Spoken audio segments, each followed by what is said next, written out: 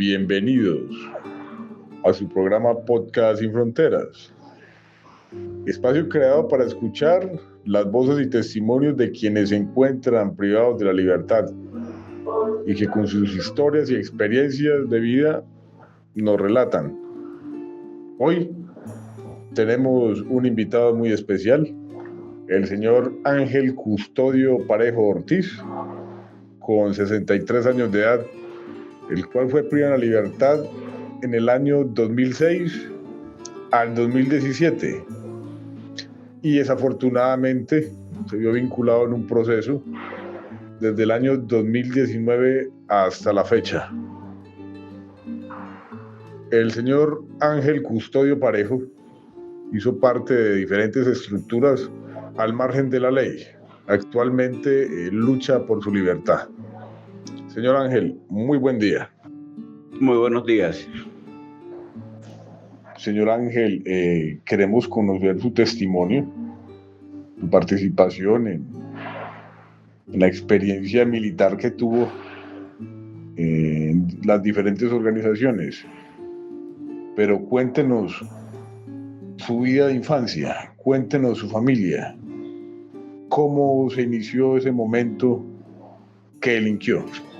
No, yo nací en Santa Marta, capital del Magdalena. Me crié en un pueblito llamado Guacamayal, Magdalena, que está a 1 hora de Ciénaga. De ahí me crié en una finca pequeña que tenía el papá mío. Y en la época de la bonanza marimbera, se comenzaron los primeros problemas cuando mataron a un hermano por robarlo.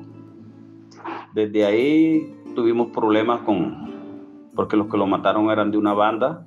Tuvimos problemas lo mismo con la policía de ese pueblo. De ahí nos tocó irnos de ahí, abandonar la finca que tenía mis padres y irnos con ellos a buscar nuevos horizontes.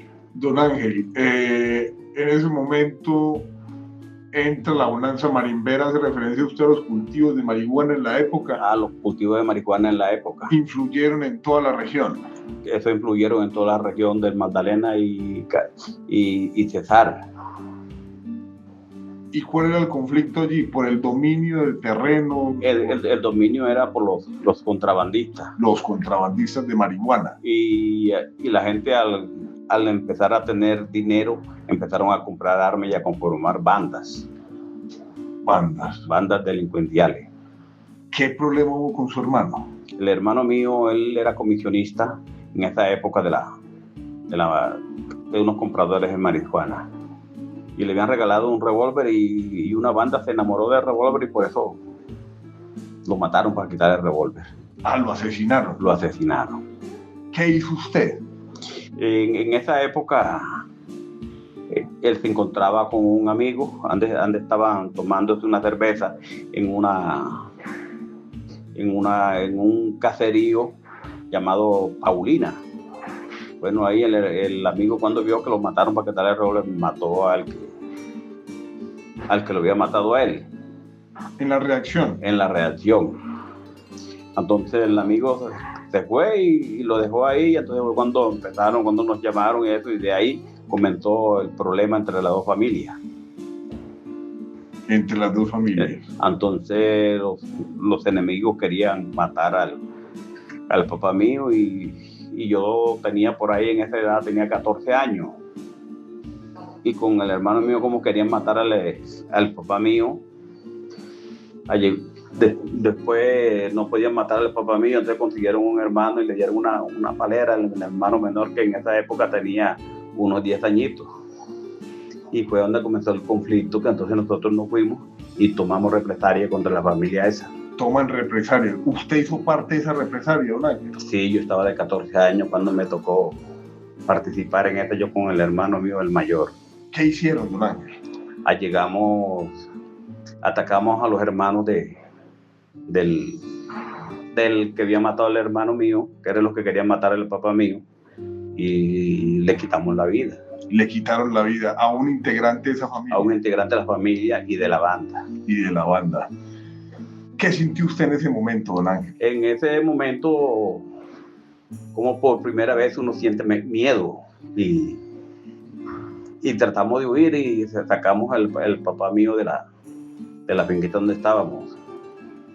Entonces de ahí la policía y acompañada de la banda, porque hacían parte de la misma policía. O sea, los policías eran corruptos y trabajaban con la banda. Trabajaban con las bandas. Ya. Y nos tocó salir y dejar la finca sola. Desde ahí para adelante perdimos la finca y nos tocaba trabajar diariamente al jornal. Ustedes fueron desplazados de nuestras tierras. Y nos tocaba trabajar para darle comida a los dos viejos, al papá mío, a la mamá mía y a los dos hermanos. Nos comenta, señor Ángel, que a partir del momento son desplazados y empiezan a trabajar en jornales, o sea, trabajan usted para otras personas. Sí, trabajamos para los afincados, trabajando, desmontando potreros, y eso ya al pasar los 2 años de estar con los papás amigos, donde nos fuimos a esconder, mejor dicho, de los enemigos.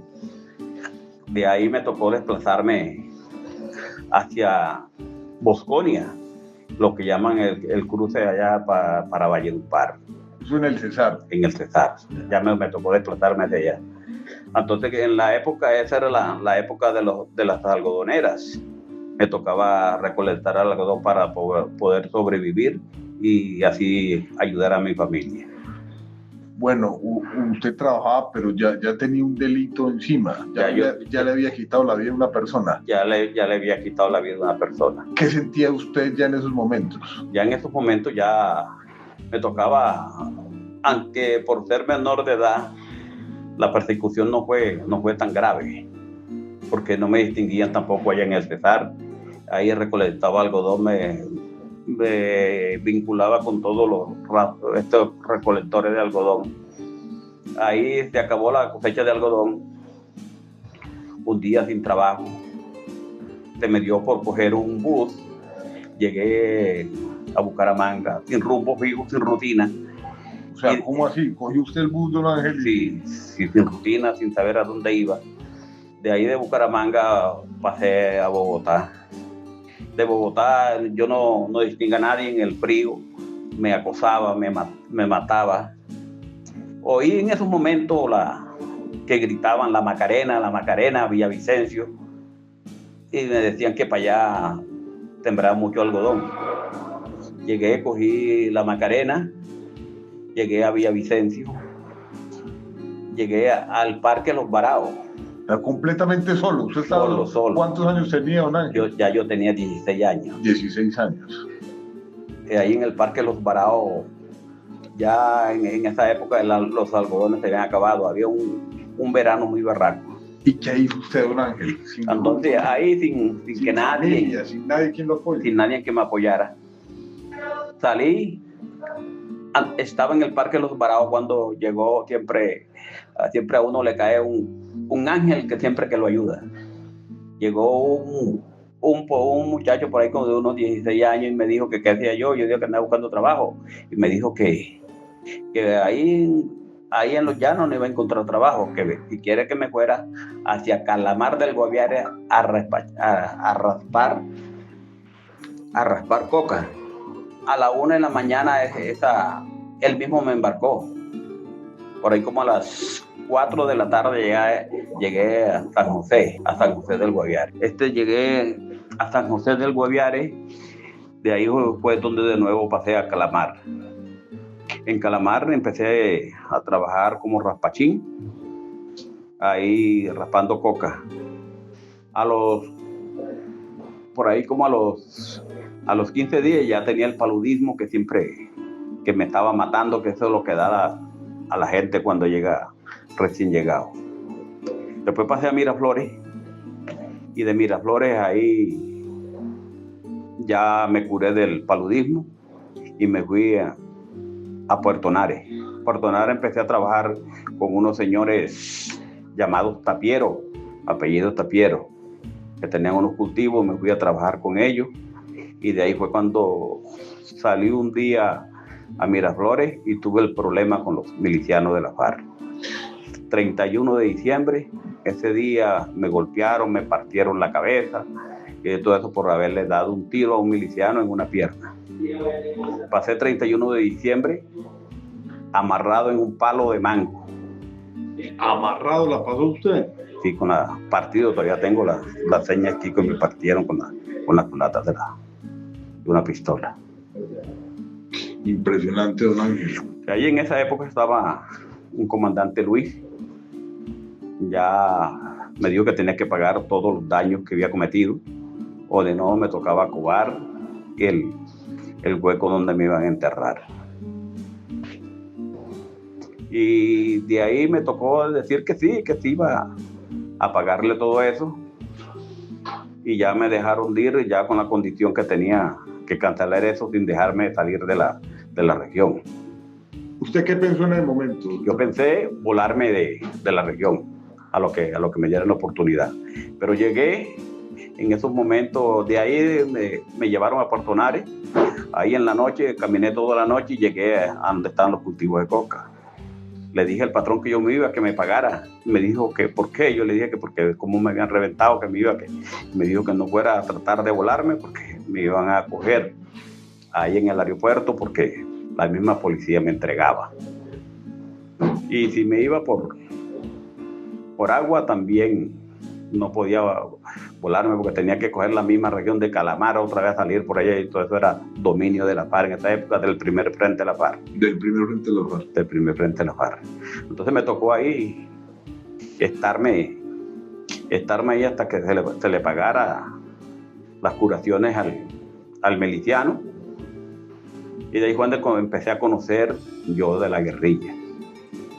De ahí había movimiento una vez en una fiesta que le hacían a los indígenas. Estaba ahí, entonces por motivo de la sanción a mí me llevaron a pagar todavía de las deudas que le debía a ellos, a asar carne y a cocinarles a ellos. O sea, a usted le hacen la sanción y tenía que pagar como una especie de trabajo social. De trabajo social para ellos mismos. Para ellos mismos. Porque en esa época había una fiesta que le hacían por la muerte de unos indígenas que hacían tiempos atrás, y ahí les festejaban eso. Ahí fue donde yo distinguí a Noel Petro, el burro mocho, el que llaman el burro mocho, que cantaba con un requinto. Ahí estuvimos y ahí fue donde empecé a conocer mucha gente de la FARC. De la FARC. Y me invitaron, que ellos querían que yo fuera parte de la FARC. Y entonces yo ahí enamorado de una guerrillera que como se llama, que por ahí me piropeaba mucho, y listo, ya decía que si yo me iba, yo iba a estar con ella. Yo les prometí entonces que sí, que yo me iba, y me dieron la oportunidad de ir a hablar con mi familia. Bueno, entonces de ahí me dieron la oportunidad de ir a hablar con mi familia. Que fuera porque que de ahora en adelante, que después que yo regresara, ya mi familia eran todos de ellos, y ya yo tenía que olvidarme de padre y madre.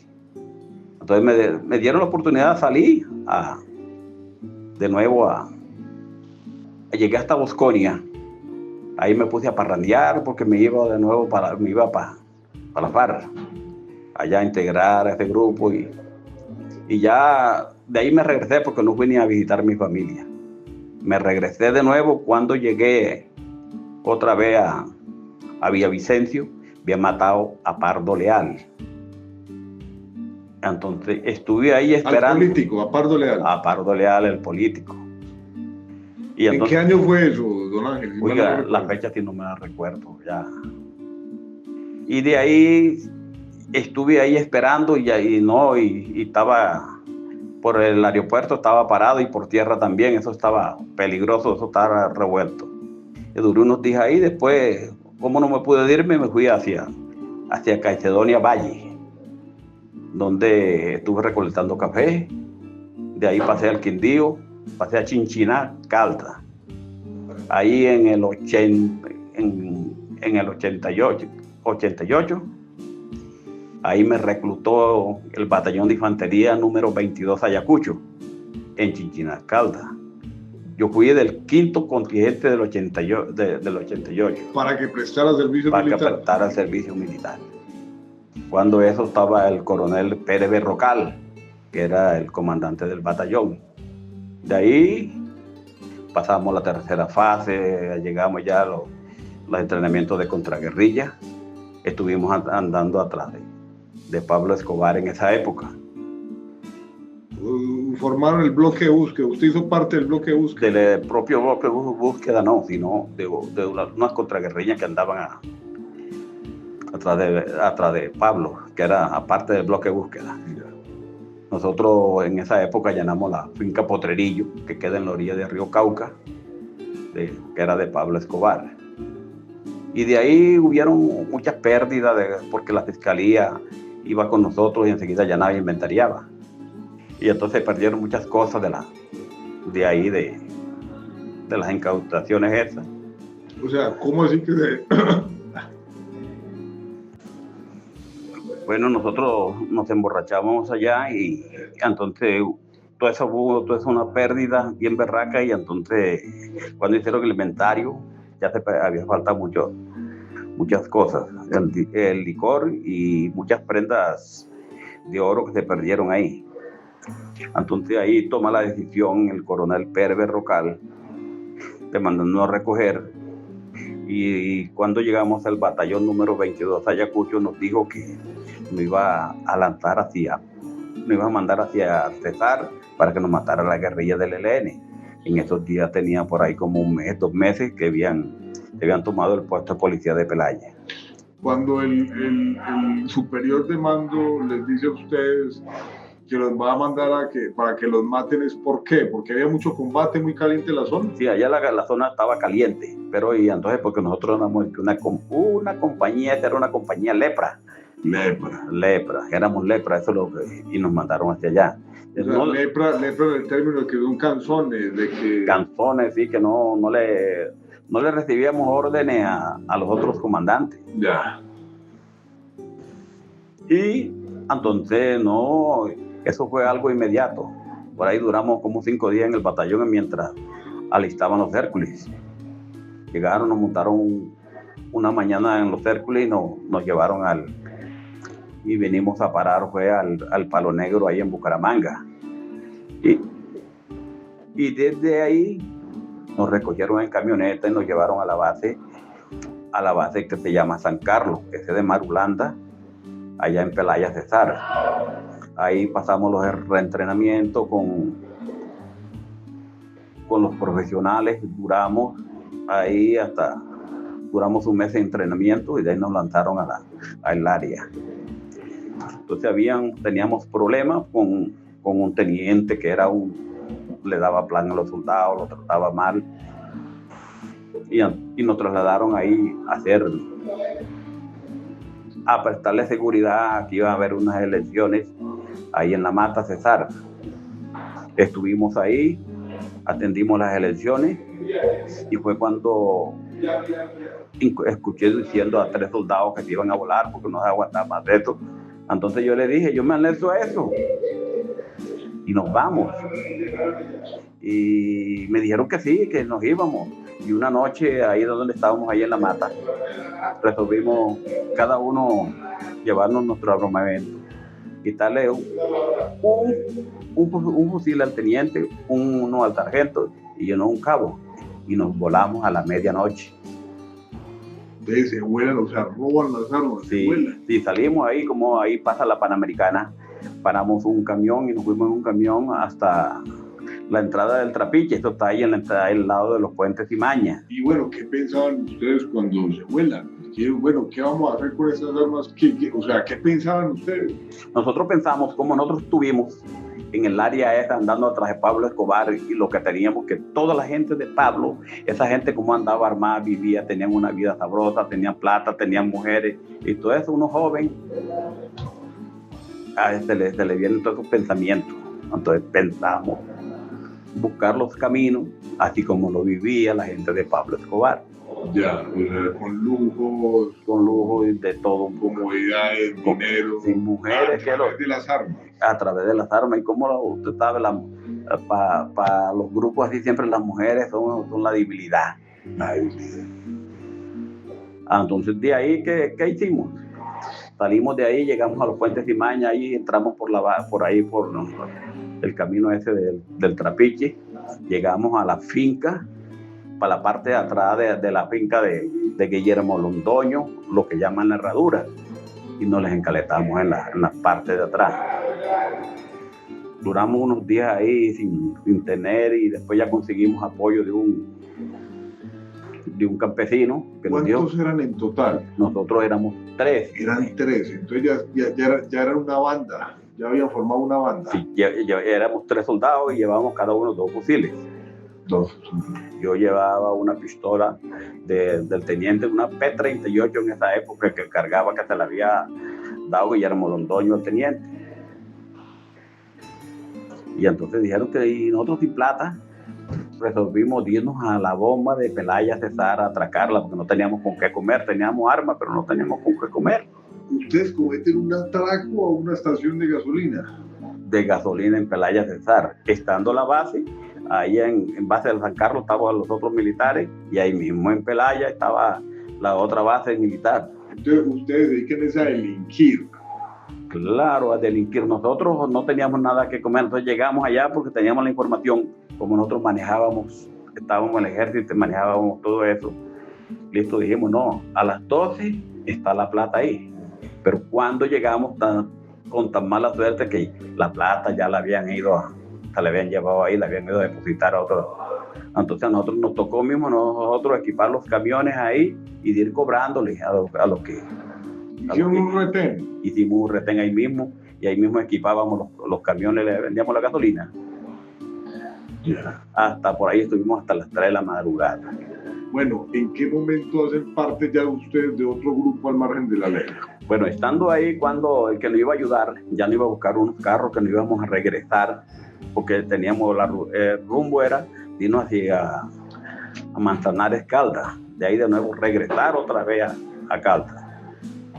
Y el que nos iba a buscar el carro, cuando vino, nos trajo la guerrilla del ELN, nos cogió infragante, comiendo un sancocho de gallina que nos habían brindado, y nos había tirado la guerrilla. Cuando nos dimos en cuenta, nos vimos encañonados por la guerrilla del ELN. Extendieron una trampa los señores de la finca con la guerrilla del ELN. Señor Ángel, los rodea la guerrilla del ELN a ustedes ya como banda delincuencial. Recapitulando, eran 3 desertores del ejército jóvenes que ya estaban haciendo de las suyas. ¿Qué ocurrió en esa finca? Vea, mire, ahí en la finca donde estábamos, ahí que entregaron los fusiles porque nosotros estábamos desarmados. Que ellos sabían que nosotros nos habíamos desertado, que nosotros teníamos el armamento, que no nos querían matar, no nos querían que entregáramos, o de no nos tocaba torturar para que nosotros dijéramos dónde se encontraban los fusiles. Y ya el caleño que había, porque nosotros éramos un costeño, un caleño y un caldense. Entonces llegó el caleño, dijo no, que sí, que los fusiles los llevaban donde estaban. Y entonces resolvimos entregarlos. Y ellos nos llevaron con ellos, para que nos amarraron. Nos dijeron que si querían, ellos nos compraban esos fusiles y nos mandaban hacia Venezuela, que nos sacaban los papeles en Venezuela para que viviéramos allá. De ahí nos llevaron a un campamento que donde nosotros, cuando estábamos en el ejército, patrullábamos tanto, pasábamos por ahí, y eran las bases más grandes que tenía el ELN. Llegamos ahí tuvimos como unas 3 noches, ahí nos iba a visitar todas las universidades, a conocer a los soldados que se habían ingresado al ELN. O sea, ustedes hacían parte, o sea, ya el ELN los había reclutado a ustedes. Sí, ya. ¿Ustedes aceptaron? Aceptaron, no, todavía no nos habíamos aceptado, pero ya ellos empezaron a decir que los que se habían entregado al ELN haciendo campaña para que los demás soldados pues hicieran lo mismo. Entonces allá llegaban a conocernos, porque eso estaba cerquita de Pelaya, ahí mismo. Los campamentos del ELN iban universitarios. Los universitarios. ¿A qué iban? Iban a conocer y a recibir instrucciones, lo que podían cuando fueran a hacer algunas marchas, porque cuando eso tenían programado unas marchas y ellos recibían capacitaciones allá por el ELN. Recibía capitán. ¿Qué año ya corría en ese entonces? Mire, ya eso ya era en el 89, ya para el 90. Para los 90. ¿Qué ocurrió? Bueno, de ahí estuvimos ahí cuando nos dijeron que nos necesitaban los máximos comandantes. Los máximos comandantes para hablar con nosotros. Que necesitaban hablar y ahí nos montamos de ahí una mañana, nos montaron en unas mulas y partimos. Iban dos con nosotros, dos guerrilleros.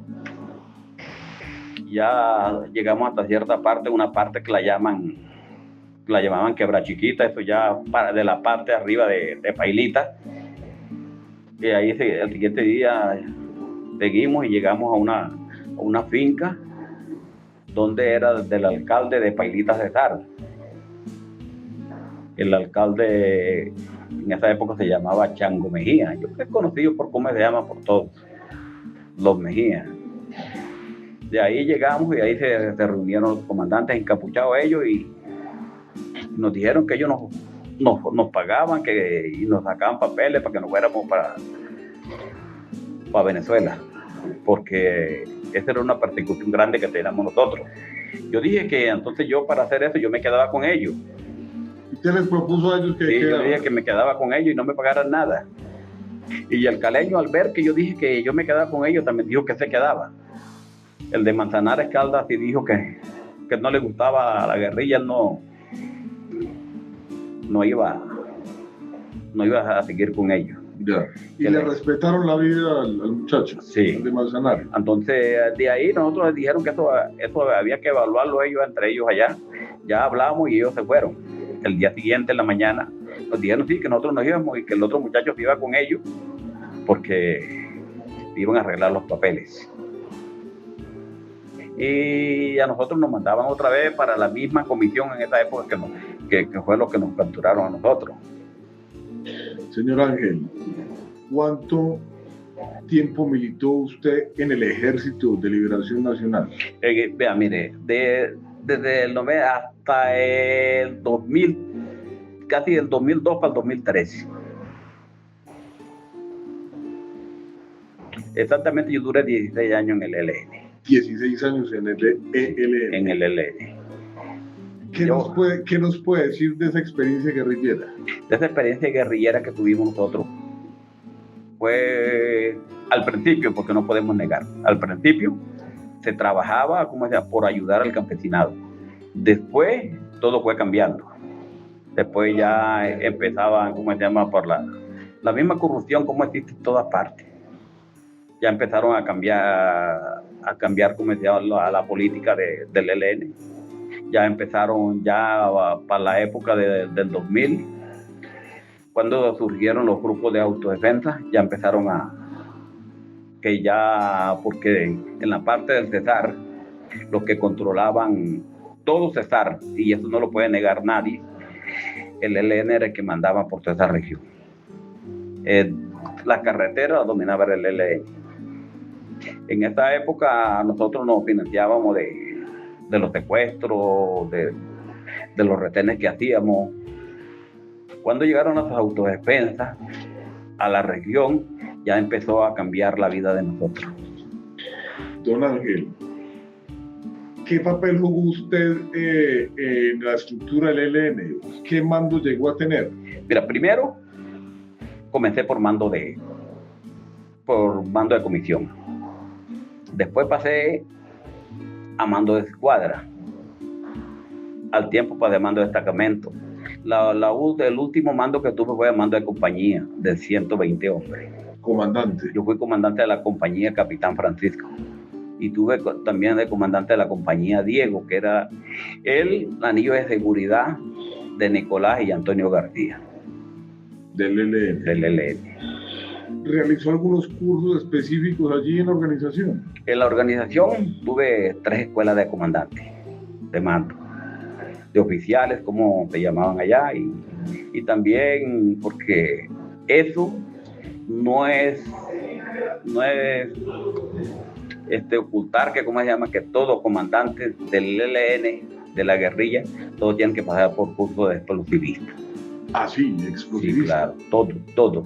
Allá ningún mando no puede ser mando si no tiene curso de explosivista. O sea, es un requisito obligatorio. Es un requisito. Para ser comandante. Después de usted llevar 16 años de militancia en el ELN, ¿por qué decide militar otro grupo al margen de la ley? Mire, uno para contar de por qué, de dónde vienen las consecuencias de yo ir a otro grupo que ya no era del ELN. Yo hice me fui a hacer una medicina a Barranquilla.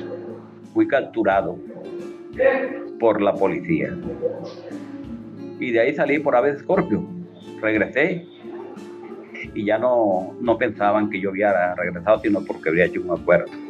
Me quitaron la compañía Capitán Francisco y me dieron una compañía que era la Diego y me mandaron para el Catatumbo a combatir con las autodefensas.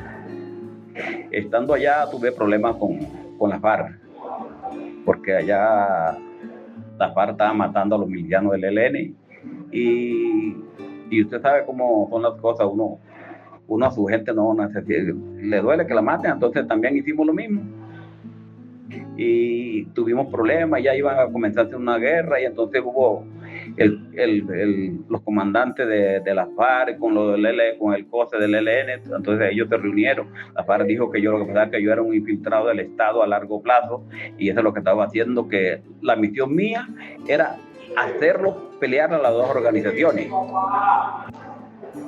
Entonces la organización desconfió de usted porque había sido capturado por la policía. Sí, por la policía y por el problema que hubo con la FARC. Correcto. Eso lo conllevó a que usted... ¿Qué hizo usted luego? Entonces cuando me sacaron, entonces me dijeron que tenía que regresar otra vez a Cesar con la compañía esa. Yo entonces pedí que necesitaba hablar con Nicolás y Antonio. Entonces, no, como yo por el lado de ellos, yo era confianza de ellos. Me mandaron que fuera al campamento.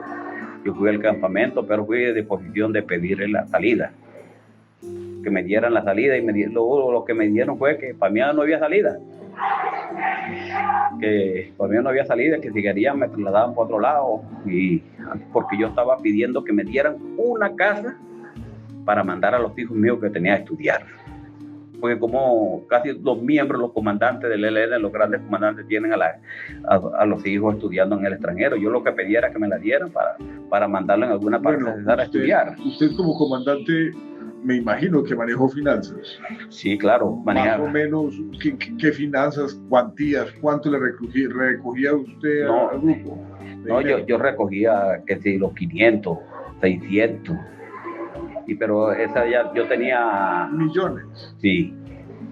Yo tenía, ¿cómo se llama? A mí me habían dado la libertad de poder comprar armas cuando me vendieran, comprar uniformes, y la gente me tocaba yo mismo equiparla de todo. Y cuando yo regresé, ahí le pedí la salida, me dijeron que no había salida para mí. Entonces pedí la casa y me la negaron. ¿Ustedes reclutaban a ellos cantidades exorbitantes de dinero, 500, 1.000 millones de pesos, y no tenían para una casa para su familia? Y no tenía para una familia. En cambio, los comandantes sí, habían unos que tenían apartamentos en Bucaramanga, otros en Bogotá. ¿Y a usted no tenía derecho? Y yo no tenía derecho. Y yo era el que me arriesgaba la vida peleando con las autodefensas en las carreteras negras, porque cuando eso en la pavimentada, los que controlaban a la guerrilla eran las autodefensas. Que digan que cómo se llama que el ejército, no.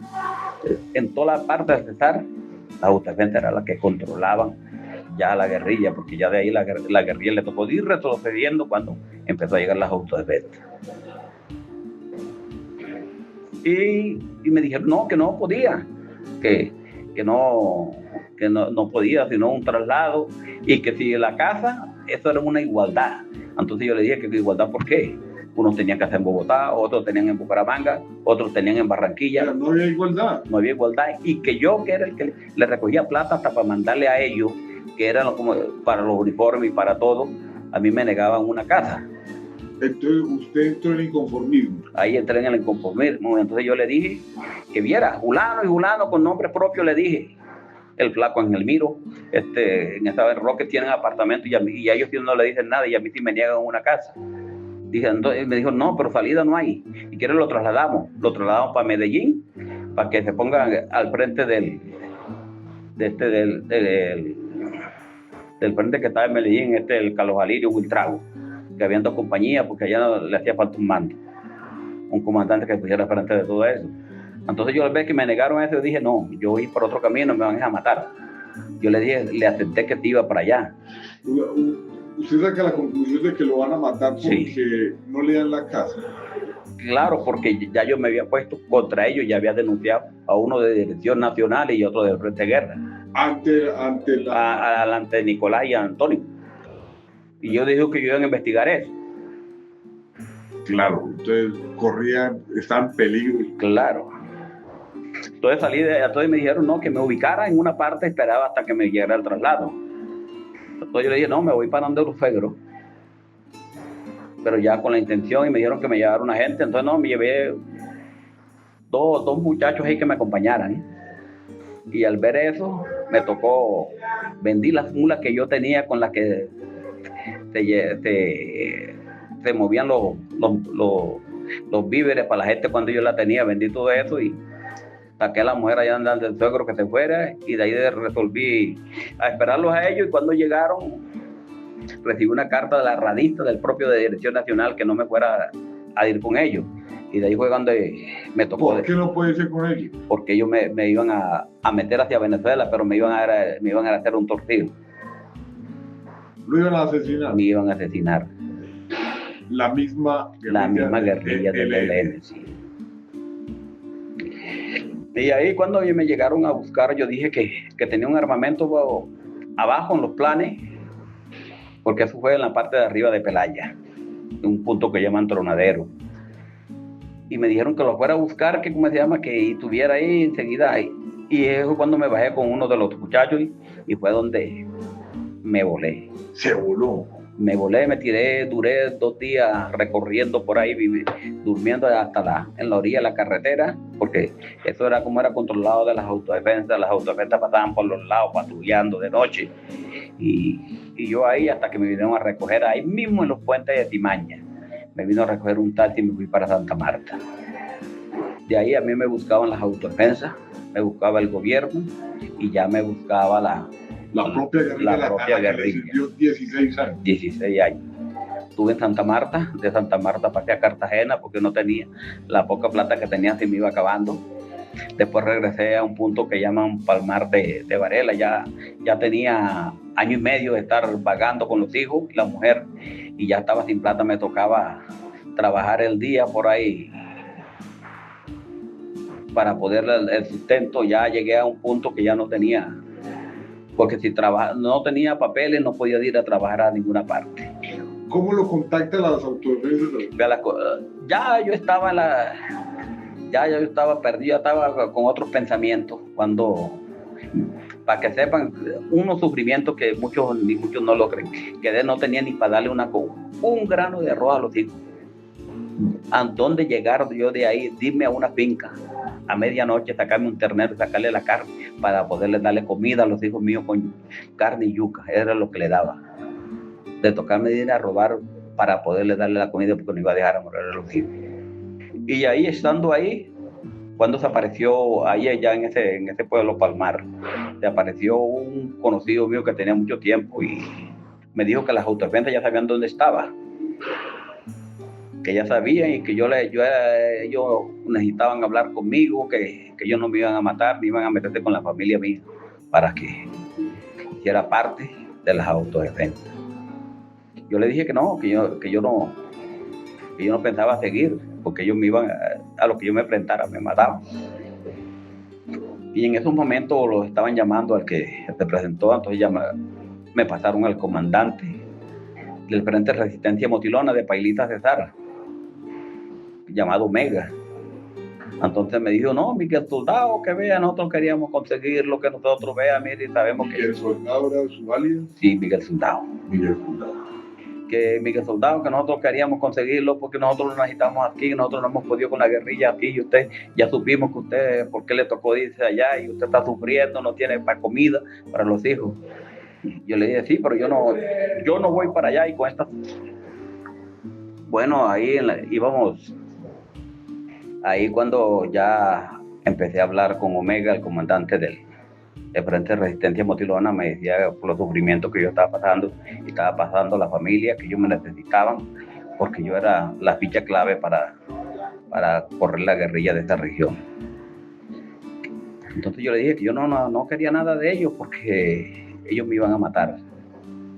Ahí enseguida me dijo, no, vean, si necesitan una ayuda sin ninguna clase de responsabilidad, porque yo se la quiero dar, porque es de parte mía, y le voy a mandar algo. Yo le dije, me negué que no. Entonces le dije que no, y me dijo que me quedara con el número, por si en caso lo llamara. Entonces salí de problemas con el que me había llevado allá, que él había sido el que le había informado a las autodefensas dónde me encontraba.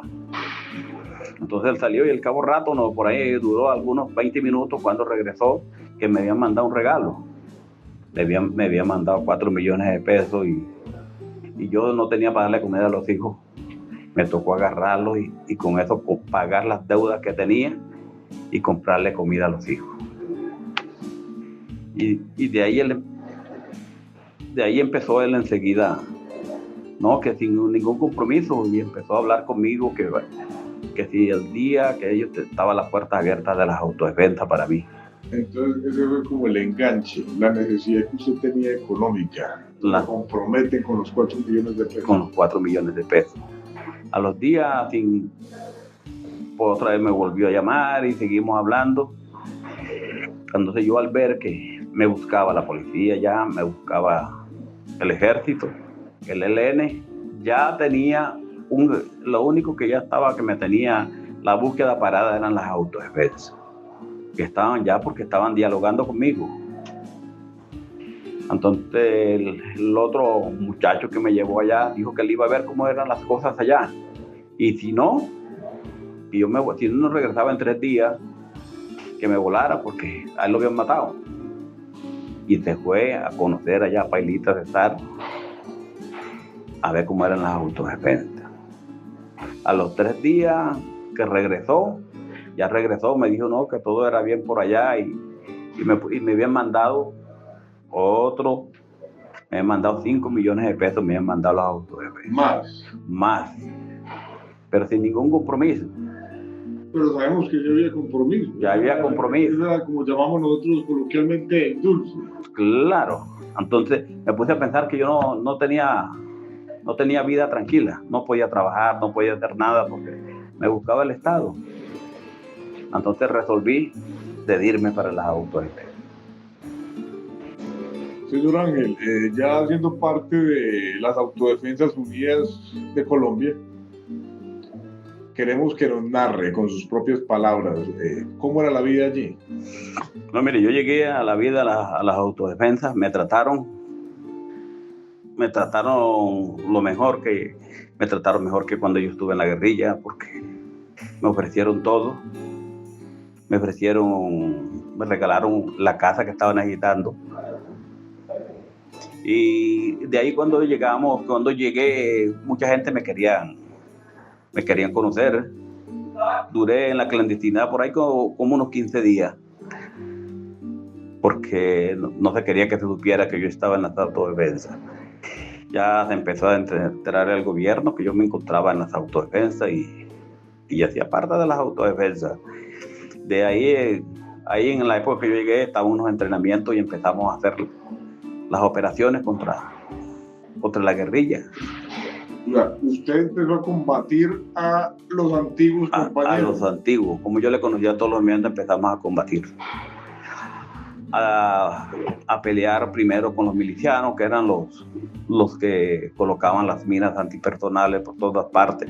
Ya empezamos a combatir a los grupos guerrilleros que se encontraban por ahí, por esa parte, que era lo que no dejaban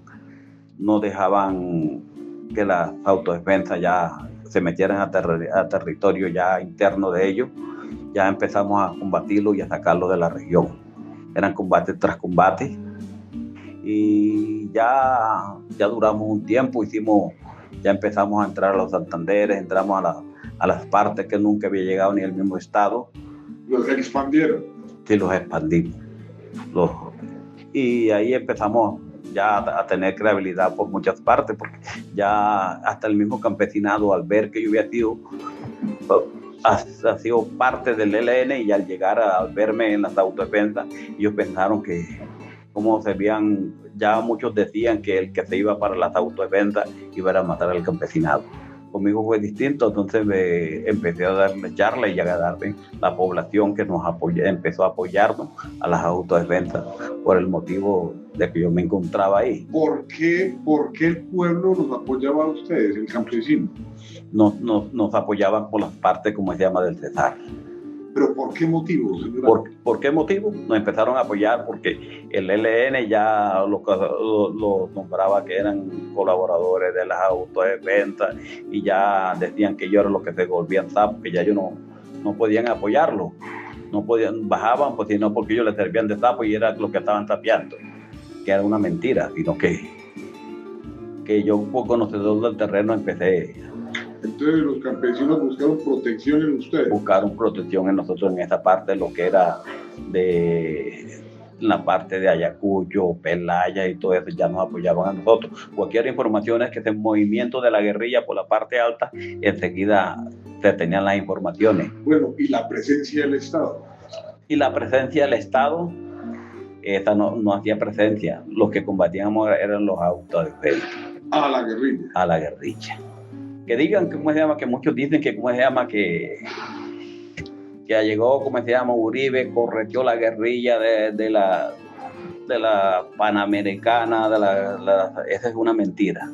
Allá los que nos corretearon, cuando yo estuve en las mismas guerrillas, los que nos corretearon, nos sacaron de la Panamericana, fue las autodefensas. Entonces, ustedes ya no pueden realizar retenes ilegales, pescas milagrosos. Pesca milagrosa y todo eso hacían. A los ganaderos grandes que no nos querían colaborar, les sacábamos el ganado. De 400 y 500 reses, que me tocó a mí mismo hacer partícipe de esos robos. ¿Cuánto tiempo militó en las Autodefensas Unidas de Colombia? Ya casi de 2003 hasta la época de la desmovilización. ¿2006, 2007? Sí. 2006. En el 2005, en una operación que íbamos atrás del ELN, porque yo hacía las veces de explorador, me iba con otros, explorábamos, veíamos dónde se encontraban las guerrillas reunidas, y allá le caía. Después regresábamos y íbamos con la fuerza y le caíamos a los grupos. En una de esas caí en un campo minado, fue en la parte alta que llaman los Bobalí, fue donde perdí una pierna. ¿Perdió la pierna? Perdí la pierna. Y de ahí, arrepentido y más, entonces yo creía que yo no iba a servir más para la guerra, y tuve un apoyo grande de las autodefensas, especialmente, como se llama, del comandante Omega, que me dijo porque yo pensé matarme cuando ya tenía la pierna. ¿Pensó quitarse la vida, señora? Pensé quitarme la vida. ¿Por qué razón? Porque yo dije, no sirvo más para nada, ¿por qué voy a servir? Porque yo me hacía la ilusión que ya uno, cuando perdí una extremidad, ya no servía para nada. Entonces el apoyo psicológicamente que me dijeron que con una prótesis y listo, yo no quedaba normal, pero sí quedaba sirviendo. Y que yo, lo que le interesaba a las autodefensas no era el cuerpo, sino era todo lo tenía yo en la cabeza. El conocimiento. Y ya por ahí no duré mucho así, porque a los 6 meses me puse una prótesis por primera vez. Entonces había que planificar una operación, y yo dije, si no me llevan, yo no les planifico la operación. Y ya en última hasta dijeron que sí, que me llevaban, pero que me ponían me tenía que ir en medio de la fuerza, y me dio una seguridad que me iban a poner para que no me fueran a matar. Ya entrados en la desmovilización y en la dejación de armas, ¿por qué llega usted a quedar privado de la libertad? Quedé privado de la libertad porque, primero, no me distinguían exactamente quién era yo. Yo me distinguí con la chapa que tenía cuando que me pusieron en las autodefensas, como Iván. Por la chapa, estaba por la chapa de Iván y no tenía. Ya cuando empezaron a darse de cuenta, porque la desmovilización fue ya, yo fui uno de los últimos que estuve en la fila de los desmovilizados. Entonces no me aparecía nada. Ya cuando ya empezaron a recorrer todos los movimientos míos, ya empezaron a aparecerme una masacre en el Santander, otra en el Cesar, a donde me vinculaban. Entonces me dictaron orden de captura y que sirvió fue uno de los miembros de las autodefensas, que fue el que me entregó a donde yo me encontraba. De ahí me echaron hacia Girón, Palo Gordo, allá porque el fiscal, yo no le quise colaborar, me dijo que me iba a mandar directamente allá a Palo Gordo. Allá me tuvieron años pasaditos y después me llevaron a la Tramacuba. De ahí sacaron todos hacia los patios de Justicia y Paz de Barranquilla. A mí me dejaron ahí siendo yo era uno de los primeros que hacía parte de las listas de los que iban hacia Barranquilla. Después me llevaron a los patios de Justicia y Paz de Barranquilla, empecé a colaborarle a las versiones libres y todo. Ya en el 2017 ya obtuve la libertad. Señor Ángel, cuéntenos cómo ha sido esa experiencia carcelaria. No, la experiencia carcelaria ha sido muy dura. Fue dura hasta la época, hasta del 2017 que salí. Y con la esperanza de pronto de conseguir un nuevo futuro, pero me dejaron solo. Cuando más o menos necesitaba trabajo, necesitaba que me ayudaran, el mismo gobierno me dejó abandonado. De ahí, a los días de estar ahí en Santa Marta, cuando vi miembros del ELN que andaban dando vueltas por donde yo vivía, yo pedí protección al Estado. Me lo negaron y fue cuando de ahí esos días me dijo un amigo que me fuera para un pueblo llamado Palmor, que allá había una red de cooperantes. Entonces me trasladé hasta Palmor. Estuve viviendo ahí al frente del cementerio en una piececita arrendada donde yo fabricaba sandalias y hacía mochilas. De ahí de la red cooperante me dijo que me fuera para una casa donde vivían ellos para que cuidar unos perros y unos alimentos que dejaban ahí para unos caballos que tenían una pesebrera. Para allá me fui, estuve ahí cuidando los perros y cuidando todo lo que había ahí. Los de las redes cooperantes llegaban armados, pero como eran las redes cooperantes del Estado. Ellos llegaban cuando llegaba el ejército, venían con el ejército, cuando llegaba la policía, andaban con la policía. Después a los días fue cuando, al tiempo, ellos se involucraron en un secuestro. El de Melissa García, la familiar del premio Nobel de Aracataca. Entonces lo secuestraron, tuvieron ese secuestro y me vincularon ahí. ¿Pero de quién? ¿Era familiar de Gabriel García? De Gabriel García Márquez.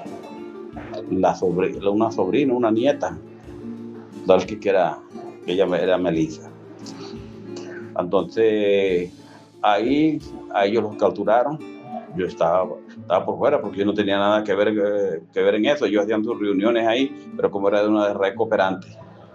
Entonces cuando el secuestro ya estuvieron ellos ahí, ellos andaban, la red cooperante andaba con la policía para arriba y para abajo, que eran los mismos que habían llegado ahí a investigar el secuestro. Ellos andaban con ellos. Entonces a mí me dicen que a mí me habían dejado ahí para que informara, pero yo que iba a informar si yo no sabía nada de eso. Y ellos andaban con la misma ley, andaban con la policía para arriba y para abajo y que haciendo operaciones y buscando a Melissa, y ellos andaban juntos. Entonces, señora, lo vinculan que usted estaba con el grupo delincuente. Me vinculan con eso cuando ellos los capturan. Después ahí un señor, ¿cómo se llama?, de los secuestradores, Ricardo Barreto, que eran los que tenían ahí de los perros que llevaba, pocas veces llegaba ahí y yo no tenía así contacto con él. Ya dice que por buscar beneficio me vincula a mí en ese secuestro, que yo sabía, porque yo estaba ahí, pero yo, como ustedes se imaginan, fue un error mío al no denunciarlos, porque yo estaba colaborando con el Estado, pero los denunciaba. Pero si ellos hacían parte de una red de cooperantes del ejército, si era del mismo Estado, y si no me habían prestado, ¿cómo se llama?, la seguridad que iba a hacer yo, ya quedaban que también me podían matar, porque eran dos enemigos que iba a tener. Ya tenía el ELN que me buscaba, pedí protección, no me la dieron y me quedé ahí. Entonces ellos por buscar beneficios me vincularon ahí.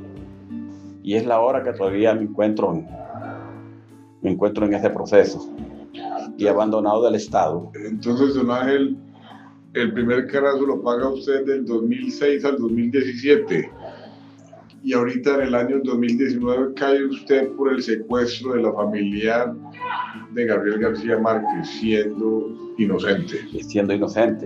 Y ahí el señor, y de ahí me trasladaron, de ahí me capturaron y me llevaron hacia la Modelo de Bogotá.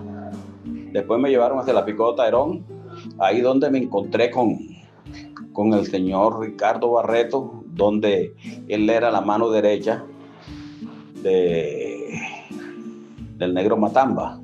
Entonces, al verme, que yo me di cuenta que él era la mano derecha, que él era el que hacía y se reunía a la vez con el fiscal que me lleva el caso, para que yo no me diera de cuenta todo, me hizo trasladar él con el fiscal, que me trasladaran de ahí y me echaron hacia Picaleña.